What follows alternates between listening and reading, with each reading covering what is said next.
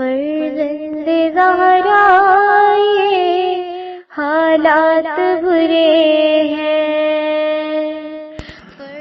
کاشانہ بصیرت ایک ایسا مکمل یوٹیوب چینل جس پر محروم بصارت کے لیے بالخصوص اور تمام افراد کے لیے بالعموم سینکڑوں کی تعداد میں اسلامی کتب دستیاب ہیں۔ لہذا گزارش ہے کہ آپ اپنی ذمہ داری نبھاتے ہوئے کاشانہ بصیرت کو سبسکرائب کرنے کے ساتھ ساتھ بیل آئیکن کو پریس کیجیے تاکہ آپ علم کے حصول کے ساتھ ساتھ مذہب اہل بیت کی اشاعت میں بھی اہم کردار ادا کرتے رہیں۔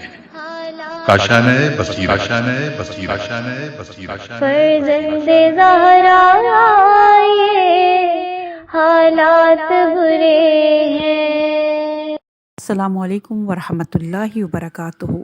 سامعین، آپ سماعت فرما رہے ہیں شرح حدیث قصہ، تالیف مولانا سید علی افضل زیدی قمی صاحب۔ آج ہم آپ کے سامنے اس کی دوسری ریکارڈنگ پیش کر رہے ہیں، صفحہ نمبر 28، دوسری فصل، عنوان فوائد و آثار حدیث قصہ۔ مخلوق کا خالق سے رابطہ حاصل کرنے کے لیے بہترین وسیلہ محمد و آل محمد علیہم السلام ہیں۔ در حقیقت ہم حدیث قصہ کی تلاوت کر کے ان انوار خمسہ طیبہ کے ذریعے اللہ تعالیٰ کا قرب حاصل کرتے ہیں اور ان انوار طاہرین علیہم السلام کو اپنی دعاؤں کے مستجاب ہونے کے لیے وسیلہ بناتے ہیں۔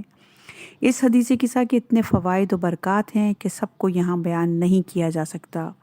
کچھ فوائد یہاں بیان کر رہے ہیں۔ پہلے تو خود اس حدیث قصہ میں چند فوائد و فضیلتوں کو بیان کیا گیا ہے۔ کسی بھی حدیث اور دعا وغیرہ کو جب ہم پڑھتے ہیں تو ہمارے پاس روایات یا بزرگان کے اقوال حمایت اور تقویت کا باعث ہیں کہ اس دعا کو پڑھو تو یہ فائدہ ہوگا، لیکن ان دعاؤں میں اس کی فضیلت و فوائد ذکر نہیں ہوتے۔ لیکن یہ حدیث قصہ وہ واحد حدیث ہے جس میں خود اس حدیث قصہ کے فوائد بزبان رسالت سے بیان ہوئے ہیں۔ جب مولا کائنات علی علیہ السلام نے رسول خدا صلی اللہ علیہ وآلہ وسلم سے پوچھا، فقال علی لأبی یا رسول اللہ اخبرنی من ما لجلوسنا ھذا تحت الکساء من الفضل عند اللہ۔ جناب سیدہ فرماتی ہیں کہ علی نے میرے والد سے کہا، اے رسول خدا صلی اللہ علیہ وآلہ وسلم، ہم کو بتائیں کہ خدا کے نزدیک زیر کسا ہمارے بیٹھنے کا فضل و شرف کیا ہے۔ رسول خدا صلی اللہ علیہ وآلہ وسلم نے فرمایا، قسم ہے اس ذات کی جس نے مجھے حق کے ساتھ نبی بنا کر مابعوث کیا اور مجھے رسالت کے لیے منتخب کیا، ہماری اس خبر کو زمین کی مجلسوں اور محافل میں سے کسی بھی مجلس میں ذکر نہیں کیا جائے گا مگر یہ کہ جہاں میرے شیعوں اور محبوں کی جماعت ہو تو ان پر رحمت نازل ہوگی اور ملائکہ ان کے اطراف میں ہوں گے اور ان کے لیے استغفار کریں گے یہاں تک کہ متفرق ہو جائیں تاخر حدیث قصہ۔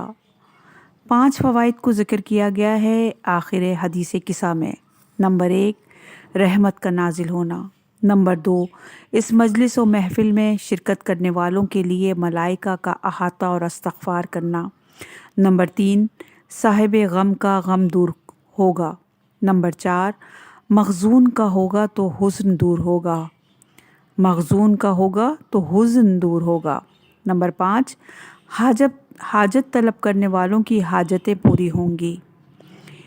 اس جملے کی وجہ سے کہ ولا طالب حاجت الا قضی اللہ حاجتہ، اس کی وجہ سے شاید علماء نے کہا کہ حاجت کی قبولیت و بیماروں کی شفایابی کے لیے کثرت سے حدیث قصہ کی تلاوت کرو۔ اس ذیل میں ہم یہاں پر چند واقعات کو ذکر کر رہے ہیں۔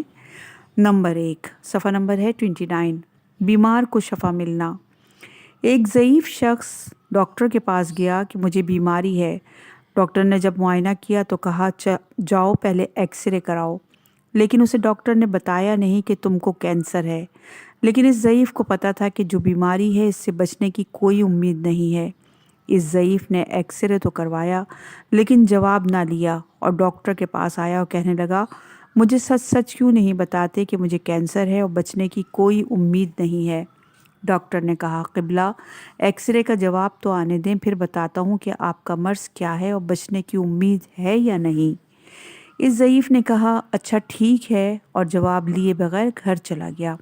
چند دن حدیث قصہ کی تلاوت اور آخر میں جناب سیدہ سلام اللہ علیہا سے توسل کرتا رہا۔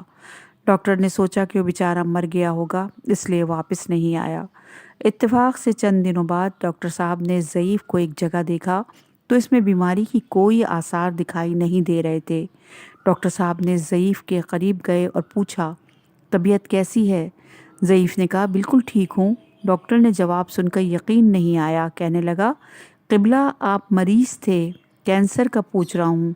ضعیف نے کہا ڈاکٹر صاحب میں نے بھی آپ کو یہی جواب دیا ہے کہ میں بالکل ٹھیک ہوں۔ ڈاکٹر صاحب قبلہ آپ میرے ساتھ چلیں۔ ڈاکٹر نے اپنے سامنے ایکس رے کروایا، جواب لیا تو دیکھا کچھ بھی نہیں ہے۔ ڈاکٹر نے پوچھا قبلہ آپ نے علاج کہاں سے کروایا؟ ضعیف نے جواب دیا جہاں سے ہر لا علاج کو شفا ملتی ہے، جہاں نا امید کو امید کی کرن ملتی ہے۔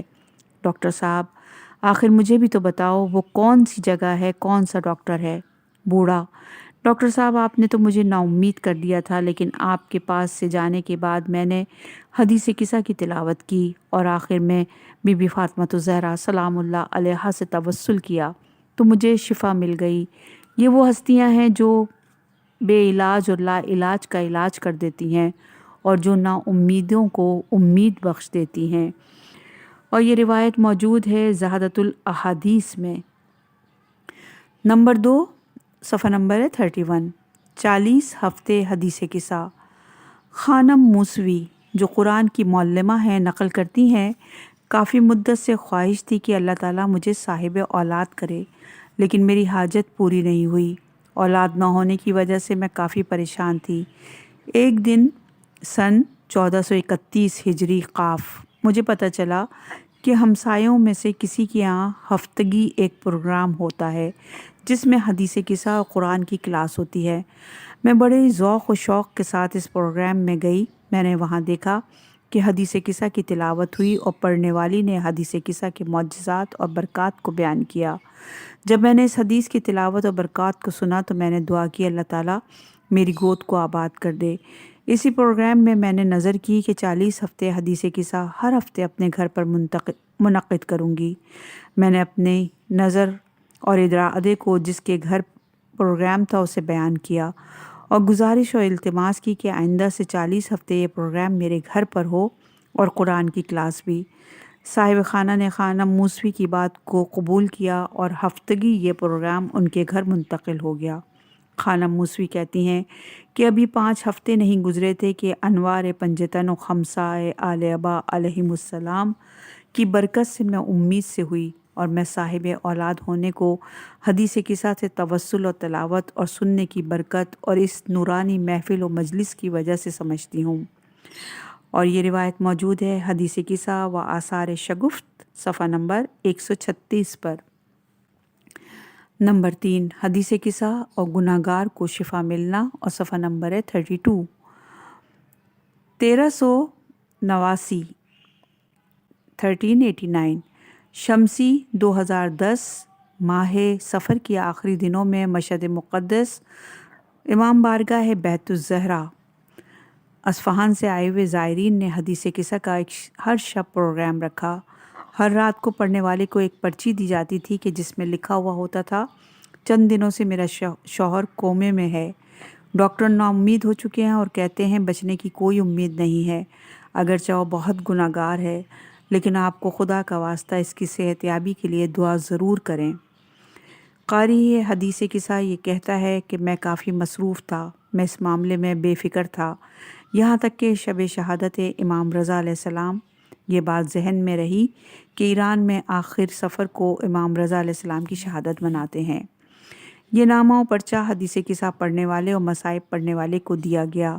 اس شب آقائی بستاجی کو دیا گیا تو بار بار یہ جملہ اس مجلس میں تکرار کیا گیا، اے علی ابن موسیٰ رضا، اگرچہ اس عورت کا شوہر گناہ گار ہے لیکن آپ کو آپ کی والدہ بی بی زہرا سلام اللہ علیہا کے حق کی قسم اور اس عظمت حدیث قصہ کا واسطہ اس شخص کو شفا عطا کریں۔ صبح کے وقت اس عورت نے اپنے موبائل سے فون کیا اور اپنا نام وغیرہ بتایا اور کہا میرا شوہر کومے میں تھا اور ڈاکٹر نے سب کچھ اس کے پاس سے ہٹا دیا اور بس یہ انتظار تھا کہ اب ہمیں اس کے مرنے کی اطلاع دیں۔ سب نے دیکھا کہ اچانک وہ ہوش میں آیا اور اس کی حالت بالکل ٹھیک ہو گئی۔ فوراً میرا ذہن گزشتہ رات شب شہادت امام رضا علیہ السلام اس پروگرام کی طرف گیا کہ کس طرح بار بار پڑھنے والا عظمت حدیث قصہ اور بی بی زہرا سلام اللہ علیہا سے توسل کر رہا تھا۔ بس اس شخص کو شفا اس حدیث قصہ کی عظمت اور بی بی زہرا سلام اللہ علیہا سے توسل کرنے سے ملی، اور یہ روایت موجود ہے حدیث قصہ و آثار شگفت صفحہ نمبر 125 پر۔ نمبر 4 ہے حدیث قصہ کی برکت سے فالج شدہ بچے کو شفا ملنا، اور صفحہ نمبر ہے 33۔ آقائے یزدی با اخلاص شاعر اہل بیت علیہ السلام آقائے حاج یزدان ناصری، جو کہ کرمانشاہ ایران کا ایک شہر ہے، میں ہر ہفتے حدیث قصہ کا پروگرام رکھتے تھے۔ اس طرح بیان کرتے ہیں کہ پہلی محرم سے لے کر 10 محرم تک ایک گھر میں مجلس کا پروگرام تھا۔ پہلی مجلس سے آخر مجلس تک پہلے زیارت عاشورہ ہوتی، اس کے بعد مصائب ہوتے، آخر مجلس حدیث قصہ سے شروع کی۔ ایک عورت جو اپنے ساتھ اپنے بچے کو لے کر آتی تھی جو فالج کا مریض تھا، گردن صحیح طرح سے رکتی نہیں تھی اور بول بھی نہیں سکتا تھا، ہر رات اس مریض بچے کو آقائے ناصری کے سامنے لے آتی تھی اور وہ بھی مصائب پڑھتے ہوئے اپنی گردن کی شال اس کے سر و گردن پر مس کر دیا کرتے تھے۔ حدیث قصہ کے بعد آخری مجلس میں آقائے ناصری نے مصائب پڑھنے شروع کیے اور سینے پہ ہاتھ مارتے ہوئے ایک دفعہ کہا، اے ام البنین کے باب الحوائج بیٹے۔ یہ جملہ کہنا تھا کہ عزاداروں نے زور زور سے گریہ کرنا شروع کر دیا۔ آقائے ناصری اپنے ممبر سے نیچے آئے اور کہتے ہیں گویا مجھ سے کسی نے کہا نیچے اترو۔ ایک مرتبہ عورتوں کی طرف سے بلند بلند آواز آنے لگی اور صاحب خانہ گریہ وزاری کرتے ہوئے کہتے ہیں آج رات ہم نے اپنی عزاداری کو قبولیت کو دیکھ لیا، اس فالج شدہ بچے کو شفا مل گئی ہے۔ اس کے بعد بچے کو مردوں کی طرف بھیجا اور سب نے دیکھا کہ بچہ اپنے پیروں پر کھڑا ہے اور گردن بھی معمولی انسان کی طرح ہے۔ حیرت کی بات یہ ہے کہ بچہ بولنے بھی لگا ہے اور پہلا جملہ جو اس بچے نے کہا وہ یہ تھا، مجھے پانی پلا دو۔ یہ روایت بھی موجود ہے حدیث قصہ کلید حل مشکل ہا نوشتہ علی اکبر مہدی پور۔ نمبر 5 ہے آیت اللہ عظمیٰ گل پائے گانی اور حدیث قصہ سے توسل، اور صفحہ نمبر ہے 34۔ حجت الاسلام آقائے رضا محد ابتہائی نقل کرتے ہیں کہ حضرت آیت اللہ عظمیٰ گل پائے گانی کا طریقہ یہ تھا کہ جب بھی کوئی مشکل، دشواری، گرفتاری یا پریشانی پیش آتی تو دعائے توسل اہل بیت علیہ السلام اور حدیث قصہ کے ذریعے اس مشکل اور دشواری یا گرفتاری اور پریشانی کو برطرف کرتے۔ مثال کے طور پر چند ایسے واقعات جو ایک کے بعد دیگر آقا کے گھر رونما ہوئے۔ آقا گل پائے گانی حکم دیتے ہیں کہ حدیث قصہ کا پروگرام رکھو اور کسی سید کو دعا اور مصائب کے لیے کہو۔ اس طرح ان کے گھر میں حدیث قصہ کی تلاوت اور ساتھ ساتھ اہل بیت اطہار سے توسل کرتے، مجلس میں ایک معنویت آ جاتی اور ان انوار خمسہ اور ذکر فضائل و مصائب اور تلاوت حدیث قصہ کی برکت سے وہ مشکل وغیرہ حل ہو جاتی۔ یہ روایت موجود ہے حدیث قصہ و آثار شگفت صفحہ نمبر 110 پر۔ صفحہ نمبر ہے 35۔ اور کافی واقعات علماء بزرگان دین نے نقل کیے، اگر ان واقعات کو تحریر کیا جائے تو پوری ایک کتاب بن جائے گی، اس لیے ہم ان چند واقعات کی نقل پر اکتفا کرتے ہیں، اور ہمارے لیے یہ بات بہت واضح ہو جاتی ہے کہ اگر ہم خلوص دل سے حدیث قصہ کی تلاوت کریں اور اہل بیت علیہ السلام سے ارتباط قائم کریں اور توسل کریں تو یقیناً ہماری ہر حاجت اور مشکل و پریشانی و وہم و ہم و غم دور ہو سکتا ہے۔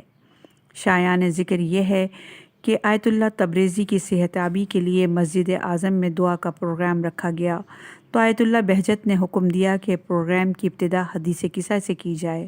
بعض بزرگان جن کا نظریہ یہ تھا کہ سند صحیح نہیں ہے تو پڑھنے کی ضرورت نہیں ہے، جب آغائے بہجت کو بتایا کچھ افراد منع کر رہے ہیں تو ایک مرتبہ آغائے بہجت نے فرمایا اگر یہ بات ہے کہ حدیث قصہ کی تلاوت نہ کی جائے تو بہتر ہے کہ اس دعا کے پروگرام کو ہی کینسل کر دیتے ہیں۔ جیسے ہی مخالفین نے یہ سنا کہ آغا بہجت یہ کہہ رہے ہیں تو فوراً ان کی اطاعت کی اور علماء اور آیات اعظام اور زائرین حرم معصومہ سلام اللہ علیہا کے سامنے حدیث قصہ کی تلاوت کی گئی۔ اس لیے آغا بہجت مشکلوں کے حل کے لیے حدیث قصہ پڑھنے کی تاکید کیا کرتے تھے اور فرماتے تھے تمام حوائج اور مشکلات کے حل کے لیے یہ حدیث قصہ مجرب عمل ہے۔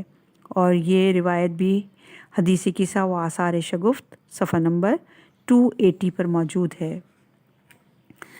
تیسری فصل اور صفحہ نمبر ہے 36 مناقب انوار خمسہ۔ ہم یہاں پر بہت ہی اختصار کے ساتھ فقط 14 فضیلتوں کو ذکر کر رہے ہیں، ورنہ تو ان کے فضائل اتنے زیادہ ہیں کہ جن و انس ان کے فضائل کو بیان نہیں کر سکتے اور نہ ہی قلم کے ذریعے قرطاس پہ ان کے فضائل کو جمع کیا جا سکتا ہے۔ نمبر 1 خلقت نورانی اصحاب قصہ۔ پیغمبر اکرم صلی اللہ علیہ وآلہ وسلم سے روایت ہے کہ جب اللہ تعالیٰ نے آدم علیہ السلام کو مٹی سے خلق کیا اور اس میں روح ڈالی، حضرت آدم علیہ السلام نے عرش کے دائیں جانب 5 انوار کو دیکھا جو پروردگار علیہ السلام کی عبادت، رکوع و سجود میں مصروف تھے۔ حضرت آدم علیہ السلام نے پروردگار عالم سے پوچھا اے میرے اللہ، کیا تو نے مجھ سے پہلے مٹی سے کسی کو خلق کیا ہے؟ اللہ تعالیٰ کی طرف سے ندا آئی نہیں اے آدم۔ آدم علیہ السلام نے کہا بس یہ 4 انوار کون ہیں جن کو میں اپنی حیت اور صورت میں دیکھ رہا ہوں؟ ندا آئی یہ 5 انوار تیری اولاد میں سے ہیں، اگر ان کو خلق نہ کرتا تو میں تجھے بھی خلق نہ کرتا۔ میں نے ان 5 کو اپنے 5 ناموں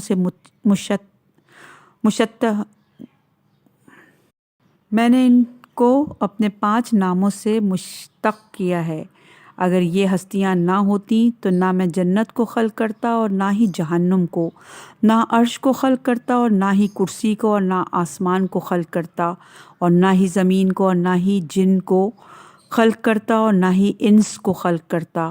میں محمود ہوں اور یہ محمد ہیں، اور میں علی ہوں تو یہ علی ہیں، میں فاتر ہوں تو یہ فاطمہ ہیں، میں احسان ہوں تو یہ حسن ہے، اور میں محسن ہوں تو یہ حسین ہے۔ مجھے اپنی عزت اور بزرگی کی قسم، اگر کوئی رائی کے دانے کے برابر ان سے بغض و کینہ رکھے گا میں اس کو جہنم میں ڈال دوں گا اور کسی کی شفاعت کو قبول نہیں کروں گا۔ یہ روایت موجود ہے عوالم العلوم جلد نمبر 11 صفحہ نمبر 22، فرائد السمتین جلد نمبر 1 صفحہ نمبر 36 پر۔ اے آدم، یہ میری مخلوق میں سے برگزیدہ ہیں، ان کے وسیلے سے میں اپنی مخلوق کو نجات دوں گا اور ان کے وسیلے سے انہیں ہلاک کروں گا۔ بس اگر تمہیں کبھی کوئی حاجت پیش آئے تو ان کو وسیلہ قرار دینا اپنی حاجت مستجاب کروانے کے لیے۔ پیغمبر اکرم صلی اللہ علیہ وآلہ وسلم نے فرمایا ہم نجات کی کشتی ہیں، جو بھی ہم سے تمسک پیدا کرے گا نجات پائے گا، اور جس نے روگردانی کی وہ ہلاک ہوا۔ بس اگر خدا کی بارگاہ میں کوئی حاجت ہے تو ہم اہل بیت علیہم السلام کے وسیلے سے خدا سے اپنی حاجت طلب کرو۔ صفحہ نمبر 38 نمبر 2 ہے حضرت ابراہیم اور انوار اہل بیت علیہم السلام۔ جب اللہ تعالیٰ نے حضرت ابراہیم علیہ السلام کو خلق کیا، ان کی آنکھوں سے پردہ ہٹا دیا تو ابراہیم نے عرش کی جانب ایک نور کو دیکھا اور کہا اے اللہ، یہ میرے سردار، یہ کس کا نور ہے؟ ندا آئی اے ابراہیم، یہ محمد جو میرے برگزیدہ ہیں ان کا نور ہے۔ پھر ابراہیم نے کہا الہی و سیدی، اس کے برابر میں ایک اور نور دیکھ رہا ہوں۔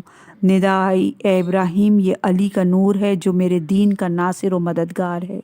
پھر ابراہیم نے سوال کیا یا الہی و سیدی، ان دونوں کے برابر میں ایک اور تیسرے نور کو دیکھ رہا ہوں۔ ندا آئی اے ابراہیم، یہ فاطمہ کا نور ہے، اس کے برابر میں اس کے بابا اور اس کے شوہر ہیں۔ میں نے اس کو محبوں کو جہنم کی آگ سے دور رکھا ہے۔ پھر ابراہیم نے کہا اے میرے پروردگار اور اے میرے آقا، میں 2 اور انوار کو ان 3 انوار کے برابر میں دیکھ رہا ہوں۔ ندائی اے ابراہیم، یہ حسن اور حسین کے نور ہیں، اور وہ 3 انوار میں سے ایک نور ان کے والد کا ہے، دوسرا ان کے جد امجد کا ہے، اور تیسرا ان کی والدہ کا ہے۔ پھر ابراہیم نے کہا میں 9 انوار اور دیکھ رہا ہوں جو ان 5 کو گھیرے ہوئے ہیں۔ کہا اے ابراہیم، یہ ائمہ طاہرین کا نور ہے جو ان کی اولاد ہیں۔ ابراہیم نے کہا مجھے ان کے بارے میں بتائیں۔ اللہ تعالیٰ نے کہا اے ابراہیم، ان میں سے پہلے علی بن حسین، محمد بن علی، جعفر بن محمد، موسیٰ بن جعفر، علی بن موسیٰ، محمد بن علی، حسن بن علی اور محمد بن حسن کے فرزند قائم مہدی ہیں۔ اللہم صلی علی محمد و آل محمد۔ پھر ابراہیم نے کہا الہی و سیدی، میں اتنے انوار کو دیکھ رہا ہوں جو ان 12 کے ارد گرد ہیں جن کی تعداد تیرے علاوہ کوئی نہیں جانتا۔ ندائی اے ابراہیم، یہ ان کے شیعوں اور محبوں کا نور ہے۔ ابراہیم نے کہا اے میرے پروردگار، ان کے شیعوں اور محبوں کی پہچان کیا ہے؟ ندائی 51 رکعت نماز پڑھتے ہیں، بلند آواز سے بسم اللہ الرحمن الرحیم کہتے ہیں، رکوع سے پہلے قنوت پڑھتے ہیں، سجدہ شکر بجا لاتے ہیں، دائیں ہاتھ میں انگوٹھی پہنتے ہیں۔ اس وقت ابراہیم نے کہا اے میرے اللہ، مجھے ان کے شیعوں اور محبوں میں قرار دے۔ آواز قدرت آئی، ہم نے تجھے ان کے شیعوں اور محبوں میں سے قرار دیا۔ اور یہ روایت موجود ہے بحار الانوار کی جلد نمبر 36 صفحہ نمبر 213، اثبات الہدی جلد نمبر 2 صفحہ نمبر 326، صفحہ نمبر ہے 41 اور نمبر ہے 3۔ سب سے پہلے جنت میں داخل ہونے والے۔ حضرت علی علیہ السلام فرماتے ہیں رسول خدا صلی اللہ علیہ وآلہ وسلم نے مجھے خبر دی کہ بے شک میں اور تم، فاطمہ، حسن اور حسین سب سے پہلے جنت میں داخل ہوں گے۔ حضرت علی علیہ السلام، میں نے کہا اے اللہ کے رسول، پس ہمارے محب؟ رسول خدا نے فرمایا وہ بھی تمہارے پیچھے پیچھے جنت میں داخل ہوں گے۔ اور یہ روایت موجود ہے بشارت المصطفیٰ صفحہ نمبر 46، کنز الاعمال جلد نمبر 12 صفحہ نمبر 98، المسترشد صفحہ نمبر 325، مسند فاطمۃ الزہرا صفحہ نمبر 45۔ نمبر 4 ہے اصحاب کسا بہترین مخلوق ہیں۔ ساق عرش پر لکھا ہوا ہے کوئی معبود نہیں سوائے اللہ کے، محمد اللہ کے رسول ہیں، اور علی و فاطمہ اور حسن اور حسین اللہ کی بہترین مخلوق ہیں۔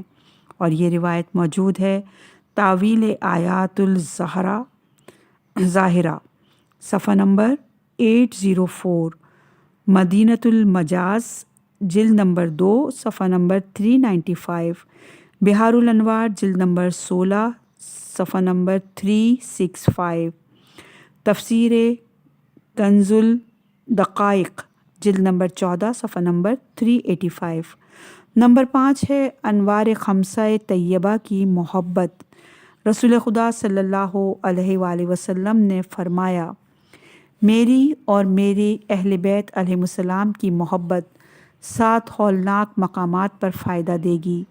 وہ 7 مقام یہ ہیں: مرنے کے وقت، قبر میں، روز حشر اٹھنے کے وقت، جب نامہ اعمال دیا جائے گا، حساب کے وقت، میزان کے وقت، اور پل صراط کے مقام پر۔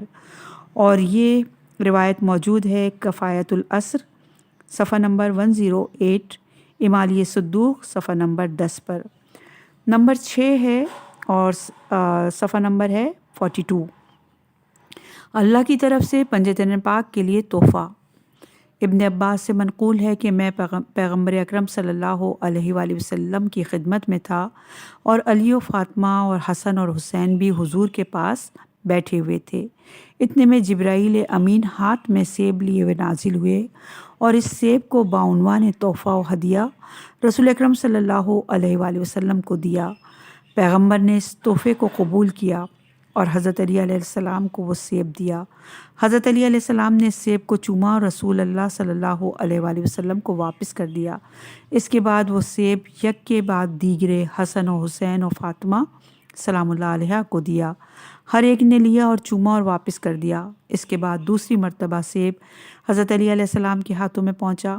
علی علیہ السلام نے سلام کے بعد اسے چوما۔ جیسے ہی سیب پیغمبر اکرم صلی اللہ علیہ وآلہ وسلم کو حضرت علی نے دینا چاہا تو انگلیوں سے نیچے گر گیا اور 2 ٹکڑے ہو گیا۔ بس اچانک اس میں سے نور ساطع ہوا، اتنا نور نکلا کہ آسمان و دنیا تک پہنچ گیا۔ اس وقت ہم نے اس سیب پر 2 سطریں لکھی ہوئی دیکھیں۔ سطریں یہ ہیں: خدا کے نام سے جو بڑا مہربان اور رحیم ہے، یہ اللہ کی طرف سے تحفہ محمد مصطفیٰ، علی مرتضیٰ، فاطمۃ الزہرا اور حسن اور حسین جو رسول خدا کے فرزند ہیں ان کے لیے ہیں، اور یہ امان نامہ ان کے محبوں کے لیے قیامت کے دن جہنم کی آگ سے ہے۔